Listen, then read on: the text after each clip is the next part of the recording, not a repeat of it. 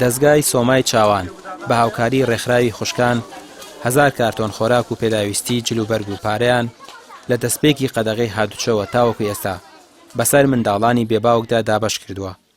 لە مانگی ڕەمەزانیشدا 100 کارتۆن خۆراکی دیکەیان دابەش کردووە.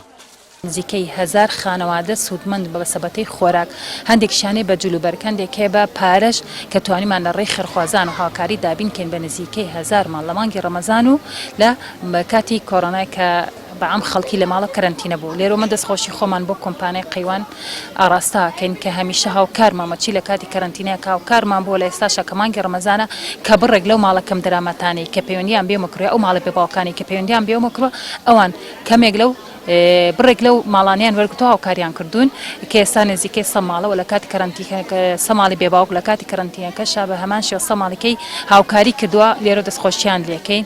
خۆی گەورە پاداشی بەخێران باتەوە ئینشاڵڵا. هەمیشە کۆمپانیەکانی تریت بەڕاستی وەکو ئەوان بن نمونەیەکی جوانیان پیشانی خەڵکی داوە لەناو شاری سلێمانیە کە هەمیشە گیرۆدەستی ماڵی کەم دەرامەت و بێباوکیان گرتووە.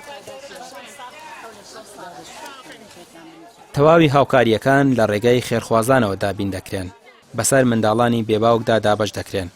لە ڕێکخراوەکەدا 350 منداڵ بۆ وەرگرتنی هاوکاری مانگانە ناویان تۆمار کردووە. تەنها 250 منداڵ هاوکاری وەردەگرن چونکە پێدانی هاوکاریەکان سنووردارە. بەرپرسی ڕێکخراوەکە داوا لە خێرخوازان دەکات دەستیان کراوە بکەن بۆ دڵخۆشکردنی منداڵانی بێباوک. بە هەوڵ و ماندووبوونی خۆمان وە تەنها خەڵکی تریش کە توانیمانە لە ڕێی تریشەوە سوودمەندیانکەین تەنها بە خۆراکنا بە پارەش یارمەتیمانیاوە بۆ ئەوەی کە بتوانن جلوبەرگی جەژن بۆ ئەو مناڵە نازدارانە بکڕن چکە بەڕاستی مناڵ ئەوە نازانێت نەبوونی نازانێت یاخود دایک بڵێ نییە یان بڵێ کاتی نییە ئەم شتانە نازانێت لەبەرەوە ئێمە توانیمانە بڕێ پارەیان بینێ بۆ ئەوەی جلوبەرگی جەژنی پێ بکڕن دڵی ئەو مناڵانەی پێ خۆشکەن. بەهۆی قەیرانی داراییەوە لە هەرێمی کوردستان ژیانی زۆربەی خانەوادەکان لە ئاستێکی خراپدایە، بەتایبەت ئەوانەی هیچ سەرچاوەیەکی داراییان نییە. لە ماڵەوەشدا هیچ کەسێکیان نییە کاریان بۆ بکات، وەکو ئەو منداڵە بێباوکانەی کە لە ڕێکخراوی سۆمای چاوان ناویان تۆمار کردووە.